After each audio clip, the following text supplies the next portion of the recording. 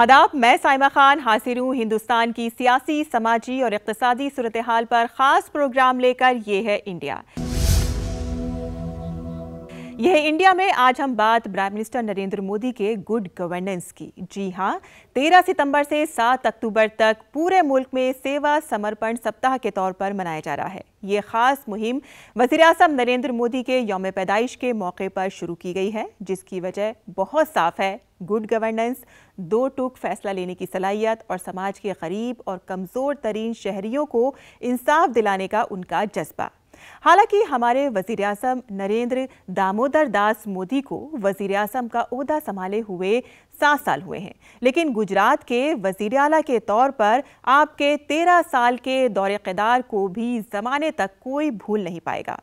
हम अपने इस प्रोग्राम में नरेंद्र दामोदर दास मोदी के वज़ीर आला और वज़ीर आज़म के दौरे-क़िदार की एक एक कामयाबी पर तफसील से बात करेंगे और जानने की कोशिश करेंगे कि वो कौन कौन सी बातें हैं जो नरेंद्र दामोदर दास मोदी को एक स्टेटमेंट का कद अदा करती हैं और जो हर सियासी लीडर की तमन्ना होती है। इसके लिए हमने स्टूडियो में इनवाइट किया है सीनियर जर्नलिस्ट उमेश चतुर्वेदी को और research and info system for developing countries के distinguish fellow professor Amitabh Kundu को। सेवा भाव का जज्बा जो है वो प्रधानमंत्री में बहुत ज़्यादा नज़र आता है। ख़ास तौर पे कोरोना के दौर की इन्होंने बात की कि किस तरह से उन्हें गरीब लोगों का ख्याल रखा। प्रधानमंत्री कल्याण अन्न योजना के तहत आप समझिए कि 80 करोड़ लोगों को मुफ्त राशन मुहैया कराया गया है। और किसानों का भी इन्होंने जिक्र किया, किसानों के जो किसानों का जो ये इस स्कीम जो उनके लिए चलाई जा रही है, किसान सम्मान निधि योजना, उसके तहत उनके खातों में 6,000 रुपये की रकम उनके खातों के अंदर पहुंचाई गई। तो इस तरह की जो मदद उन लोगों मतलब वज़ीर आज़म के तौर पर की गई है, तो उसको आप किस तरह से देखते हैं? निश्चित रूप से जिस ढंग से ये कोरोना के पैंडेमिक पीरियड में जो कल्याणकारी योजनाएं चलाई गई और जो मार्जिनलाइज सेक्शंस तक पहुंची शहरों में और गाँव में, ये बहुत ही सराहनीय है। क्योंकि मैं देख रहा था कि 35 किलो एक महीने में अगर आप दे रहे हैं, और मैंने देखा कुछ घरों में है कि वो ख़त्म नहीं हुआ लेकिन फिर दोबारा 35 किलो लेके आए और शायद वो बेच भी रहे हैं, फिर ठीक है। लेकिन फूड कॉरपोरेशन ऑफ इंडिया में पड़े रहने के बेहतर यह है कि उनको डिस्ट्रीब्यूट किया जाए। ये निश्चित रूप से भूखमरी की कोई खबर नहीं आई मेजर, लेकिन अनएम्प्लॉयमेंट तो हुआ। लेकिन एक बात मैं कहना चाहता हूँ कि जो विजन की बात कर रही है साइमा जी नरेंद्र मोदी जी के, एक महिलाओं का सशक्तिकरण की बात है, उसमें उन्होंने काफ़ी जोर दिया है। मैं स्पेसिफिकली मार्जिनलाइज सेक्शंस की ख्वातीनों की बात करना चाहता हूँ। मुस्लिम लड़कियों का जो एनरोलमेंट है स्कूल में सबसे कम है। मुस्लिम वुमेन का लेबर मार्केट में पार्टिसिपेशन भी बहुत कम है। ये निश्चित रूप से हमारे देश के लिए एक चिंता की बात है। एशियन डेवलपमेंट बैंक ने प्रोजेक्ट किया है 21st सेंचुरी जो है वो इंडिया को बिलोंग करता है। अगर हम वर्क पार्टिसिपेशन रेट हर कम्युनिटी में बढ़ा सकते हैं, विशेष रूप से महिलाओं का अगर वर्क पार्टिसिपेशन रेट बढ़ा सकते हैं, हम देखेंगे कि एक तो ये है मुस्लिम महिलाओं के पढ़ने के लिए क्या क्या किए गए। एक तो ये है कि शादी शगुन स्कीम 51,000 रुपये, अगर कोई लड़की जो इकोनॉमिकली वीकर सेक्शन है अगर ग्रेजुएट हो जाती है शादी के पहले 51,000 रुपये दिए जाएंगे। अच्छा। हजरत बेगम महल, वो जो स्कॉलरशिप स्कीम, जितने सारे बाकी स्कॉलरशिप उसमें तो है ही, लेकिन मुस्लिम लड़कियों के लिए विशेष रूप से प्रबंध किया गया है। उमेश जी, मैं भी आपसे यही सवाल करूंगी कि एजुकेशन और हेल्थ के अंदर हम सबसे पहले एजुकेशन को ही लेके चलते हैं। तो एजुकेशन के हवाले से इन्होंने न्यू एजुकेशन पॉलिसी इस साल मुतारुफ कराई है। शानदार पॉलिसी है। आप कहें देखें तो उसके अंदर स्किल की बात उसमें की गई है। ख़ासतौर पर अब जो पढ़ाई के अंदर जो है वो साथ साथ बच्चे न सिर्फ पढ़ेंगे बल्कि वो एक स्किल्ड भी होंगे, यानी कि वो उनके हाथों में हुनर भी होगा और साथ ही साथ वो एक मतलब एक काम करने वाले उनके हाथों के अंदर इस तरह का हुनर डाला जाएगा कि वो अपना कुछ रोज़गार भी कर सकें। इसको आप किस तरह से देखते हैं? मैं आपके सवाल का जवाब देने से पहले एक किताब का जिक्र करना चाहूँगा। गांधीवादी धर्मपाल जी ने अंग्रेजी सरकार के डॉक्यूमेंट्स जो वहाँ ब्रिटिश आर्काइव्स में रखे हुए हैं उसके हवाले से एक किताब लिखी है द ब्यूटीफुल ट्री, हिंदी में भी उसका अनुवाद आ गया है। आप पढ़ सकते हैं। उसको मैं पढ़ रहा था तो मैं बहुत सारी चीज़ों पर गया, तो शिक्षा की बात हो रही है, उसमें एक बात उसमें उन्होंने कही है कि अंग्रेज़ों को इस बात से बहुत चिंता थी कि, और वो डॉक्यूमेंटेड है, मतलब डॉक्यूमेंट के हवाले से लिखी गई किताब है, उसमें वो चिंता थी कि भारत में जो एजुकेशन का सिस्टम है वो दो तरह से है। एक तो गुरुकुल से है, मतलब स्कूल जो कह सकते हैं, और दूसरा जो है पारिवारिक है।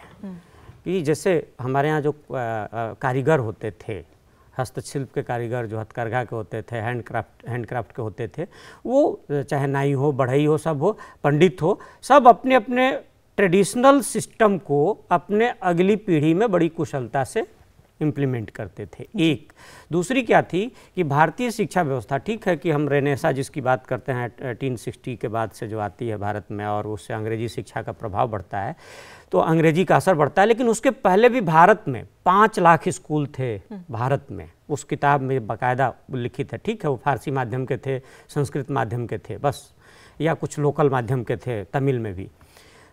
वो जो डिस्ट्रॉय हुआ, अब आते हैं, अब आपने जो सवाल पूछा नई शिक्षा नीति पर। नई शिक्षा नीति 29 जुलाई 2020 को आई थी पहली बार, उसको 1 साल हो गया। आप देखेंगे कि नई शिक्षा नीति में उन सारी चीज़ों को भी लेने की कोशिश है। क्या हुआ है कि 1860 के बाद जब हमने भारत में अंग्रेजी शिक्षा को अपनाया और जिस तरह से सिस्टम डेवलप होता चला गया, तो हमने अपने ट्रेडिशनल सिस्टम को मतलब ऐसे सोचना शुरू कर दिया कि सब खराब ही खराब है, चाहे वो किसी भी समुदाय का ट्रेडिशनल सिस्टम हो, किसी भी कम्युनिटी का हो, किसी भी बिरादरी का हो, किसी भी धर्म का हो, हमने ये मानना शुरू कर दिया। उस शिक्षा नीति में सबसे बड़ी बात यह है कि जो वहाँ की अच्छी चीज़ें हैं उनको भी लेना है, और एक चीज़ और भी है, हमने अपनी भाषाओं को लगातार कमतर करना शुरू कर दिया है। और इसका एक आपको दिखता है, खासतौर पर हम दिल्ली मुंबई जैसे शहरों में जब रहते हैं तो हम तो दूसरी तरह से बोलते हैं, जब जाते हैं दूसरी जगह पर तो हम चाहे जितनी अच्छी हिंदी अपने जो जानने को दावा करते रहे हों, चाहे अंग्रेजी जानने को, वहाँ जाके हमको कम्युनिकेट करने में बड़ी दिक्कत आती है। इस शिक्षा नीति ने उस गैप को भी भरने की कोशिश की है। हमको आज के दौर के जो मॉडर्न सिस्टम है इसकी भी अच्छाइयों को लेना है जी। ये नहीं है कि आपने मतलब हमने जो कहा कि हम 5,000 साल पहले ये थे वही अच्छा था, ये खराब था। नहीं, नई चीजों को अडॉप्ट करने की बात हुई। हमारी जो गोल्डन बुनियाद है, जो हमारी गोल्डन बुनियाद है, उसको बरकरार रखते हुए मॉडर्न सिस्टम पर हमें आगे बढ़ना जी, बिल्कुल। ये है हमारी नई शिक्षा नीति। एक चीज और मैं जोड़ना चाहूँगा, जो हम लोग सोशल पर बात कर रहे हैं, प्राइम मिनिस्टर मोदी क्यों लोगों को लुभाते हैं, इसमें हमको देखना होगा। आपने कभी सोचा होगा कि 2014 से पहले कोई प्राइम मिनिस्टर ऐसा होगा जो है तो हमारे शरीर का एक और हमारे जीवन का एक हिस्सा, कि शौचालय की बात लाल किले की प्राचीर से करेगा, लेकिन वो स्वच्छता अभियान की बात करता है। आपने ये सोचा होगा कि बहुत कम लोगों ने सोचा होगा कि क्या कोई प्राइम मिनिस्टर खुद फावड़ा उठा लेगा 2 अक्टूबर 2014 को और जाकर के सफाई करना शुरू कर देगा। उस घटना का मैं गवाह हूँ, मैं रिपोर्टिंग कर रहा था, देख रहा था, तो मैंने देखा कि मतलब अचानक से गाड़ी रुकती है और उठ जाते हैं और फावड़ा लेकर के साफ करने लगते हैं। फिर वहाँ तो ये एक मैसेज है, भारतीय सोसाइटी की एक बड़ी अच्छी बात है। और क्या अच्छी बात है, और हमारे यहाँ शौचस्ते और ये सब बहुत सारी चीज़ों का संस्कृत में भी जिक्र है। तो क्या होता है कि हम व्यक्तिगत सफाई पर तो बहुत जोर देते हैं। आपको बहुत कम लोग मिलेंगे जो अस्वच्छ रहना पसंद करें, इनहाइजेनिक रहना पसंद करें, घर को गंदा रखना पसंद करें। अपवाद हो सकता है। हम अपनी व्यक्तिगत सफाई पर, अपनी पर्सनल जो हाइजीन है उस पर तो ध्यान देते हैं। जो इंडियन हाइजीन की जो समस्या है, जो स्वच्छता की समस्या है, वो पब्लिक हाइजीन की बात है। हम क्या करेगा कि हम अपने घर में झाड़ू तो लगाएंगे, लेकिन वो क्या होगा कि जो झाड़ू से गंदगी निकलेगी उसको गली में डाल देंगे या सड़क पर फेंक देंगे जी। प्राइम मिनिस्टर मोदी ने शौचालय क्रांति के जरिए जो 15 अगस्त 2014 को स्वच्छता का एक अपील की और 2 अक्टूबर 2014 को शुरू की, इस माइंडसेट को बदलने की कोशिश की है। जो हमारा हाइजीन सिस्टम है, हमारी जो थिंकिंग है, पर्सनल टू पब्लिक। इसलिए आप देखिए कि आजकल बच्चे भी टोक देते हैं, अगर सड़क पर किसी ने वो जूस पी करके और डिब्बा फेंक दिया, मैंने देखा है, लोग गाड़ियों से रुकवाते हैं, बच्चे बोलते हैं कि अंकल आपने ये क्या किया। तो ये जो चेंज आया है ये रातों रात नहीं होगा, ये भी नहीं हो सकता कि सब लोग एकदम से बदल गए हैं। लेकिन सोच में तो आया, और जो सोच में आई चीजें यही चीजों को बदलती है। मुझे लगता है कि आज हम चर्चा कर रहे थे, इन सब बातों पर हमको ज्यादा फोकस बिल्कुल होना चाहिए, क्योंकि ये है ही इसीलिए क्योंकि सेवा सप्ताह दिवस मनाया जा रहा है उनका, तो उसका मतलब ही यही है कि लोगों की सोच के अंदर तब्दीली लेकर आना, उनकी एक अच्छी सोच बनाना, पॉजिटिव सोच बनाना। अमिताभ जी, आप भी इस पर थोड़ी सी रोशनी डालिए। ये जो स्वच्छ भारत अभियान, जो सबसे बड़ा अभियान चल रहा है हमारे मुल्क में, इसको आप किस नज़र से देखते हैं? मैं निश्चित रूप से इस पर बात करना चाहूँगा, लेकिन थोड़ा सा हेजिटेट कर रहा हूँ क्योंकि उसके साथ में मैं जुड़ा हुआ था खुद, इसीलिए अच्छा। मुझे तो आप अपना एक्सपीरियंस बताएं कि क्या चर्चा करने में मुझे थोड़ी सी एम्बैरेसमेंट होगी। लेकिन हाँ। एक एजुकेशन सिस्टम के बारे में उमेश जी ने एक बात कही कि मॉडर्न एजुकेशन में जो अच्छाइयाँ हैं उसको लेनी चाहिए और उसमें जो कमजोरियाँ हैं उससे हमें डील करना चाहिए। हाँ। मैं समझता हूँ मॉडर्न एजुकेशन सिस्टम का, जो फॉर्मल एजुकेशन, तो उसके बारे में चर्चा की उमेश जी ने, लेकिन ये सोशल मीडिया जो है ये बहुत बड़ा इंपॉर्टेंट रोल प्ले कर रहा है। हाँ। और हमें पता है कि उसमें हमें हमारे देश को परेशानी हुई। हाँ। सोशल मीडिया का गलत इस्तेमाल किया गया। हाँ। कुछ लोगों को कुछ एंटी नेशनल कुछ मैसेजेस आए, कुछ कम्युनल मैसेजेस आए। सोशल मीडिया को निश्चित रूप से कंट्रोल करने की आवश्यकता है, और इसलिए मैं जो फरवरी 2021 में जो एक्ट आया है आईटी को, इंफॉर्मेशन टेक्नोलॉजी को कंट्रोल करने के लिए रविशंकर प्रसाद जी ने जो लेके आए हैं, उसका मैं पूरी तरह सपोर्ट करता हूँ। ये जो ट्विटर ने कहा कि हम नहीं मानते, हाँ।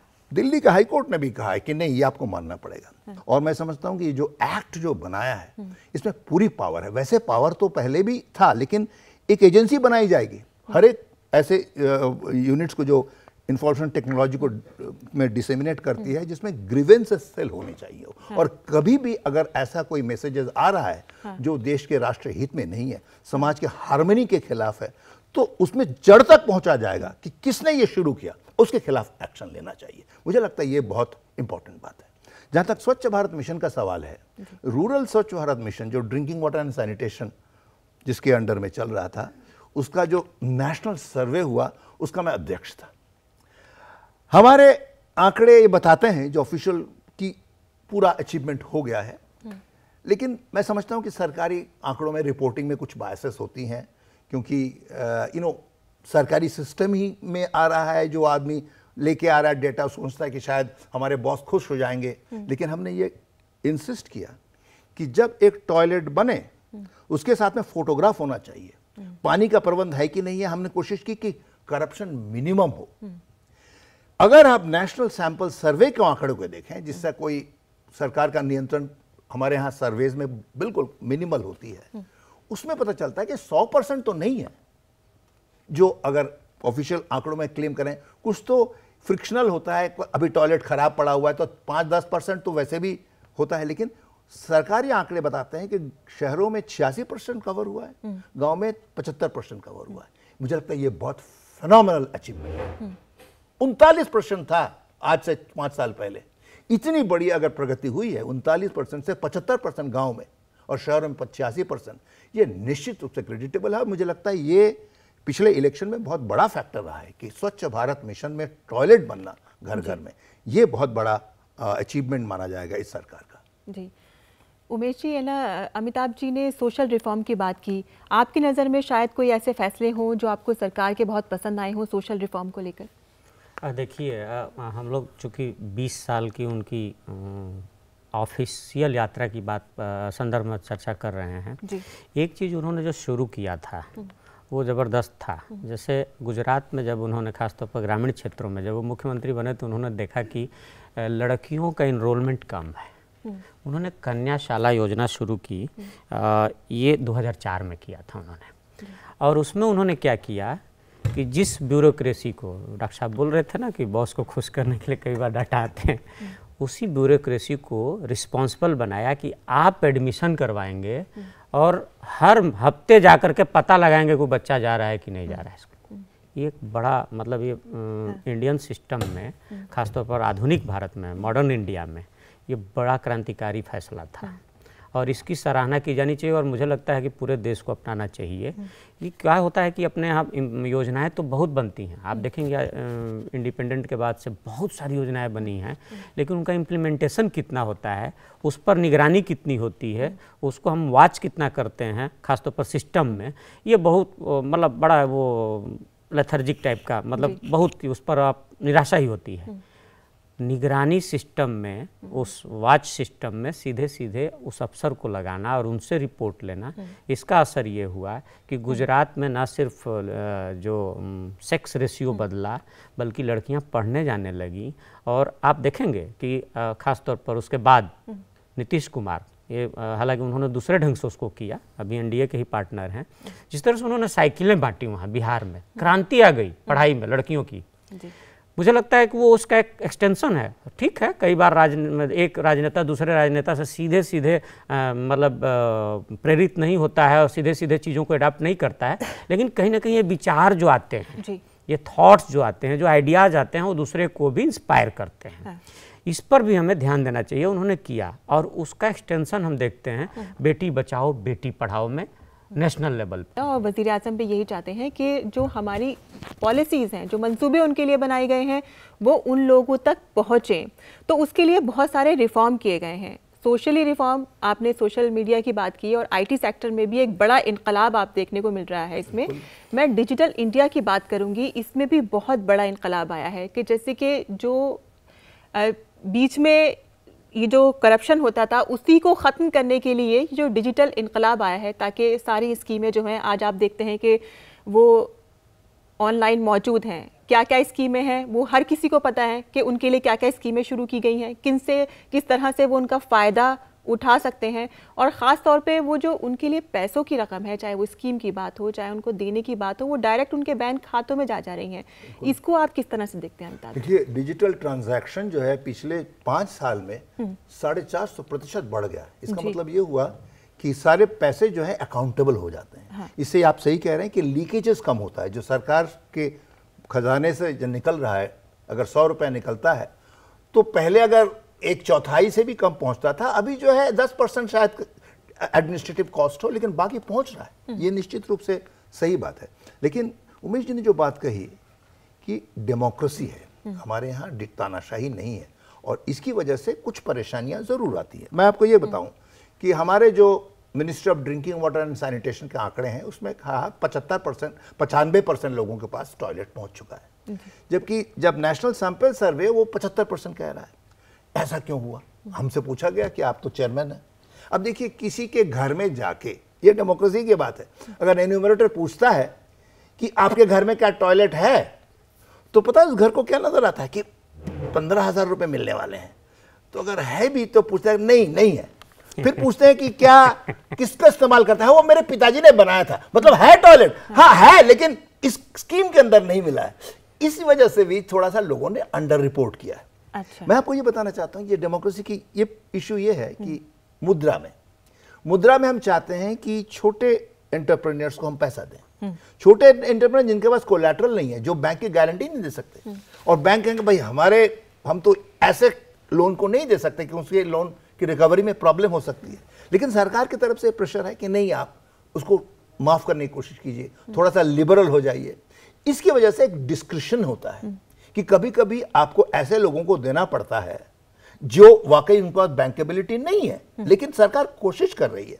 लेकिन मुझे लगता है ये सबसे बड़ी चुनौती है कि जबकि हमें देखना है कि जो जेन्युइन एंटरप्रेन्योर्स है, जिनके पास बैंकिंग का कोई डॉक्यूमेंट नहीं है, एसेट का कोई डॉक्यूमेंट, उनको पैसा मिले, लेकिन ऐसा ना हो कि वेस्टेड इंटरेस्ट जो है पैसा ले जाए अपने पॉलिटिकल कनेक्शंस की वजह से या किसी प्रकार दूसरे कनेक्शन। ये सबसे बड़ी चुनौती है कि अगर आप छोटे एंटरप्रेन्योर्स को वाकई आप मदद करना चाहते हैं, आपको ये कोशिश करनी पड़ेगी कि उनको हम कोलैटरल ना मांगे, उनके सारे बैंकिंग डॉक्यूमेंट्स पूरी तरह सही ढंग से दिया जाए, ये नहीं होना चाहिए। लेकिन साथ ही साथ ये भी देखना चाहिए कि कोई वेस्टेड इंटरेस्ट गलत ढंग से पैसा ना निकाले।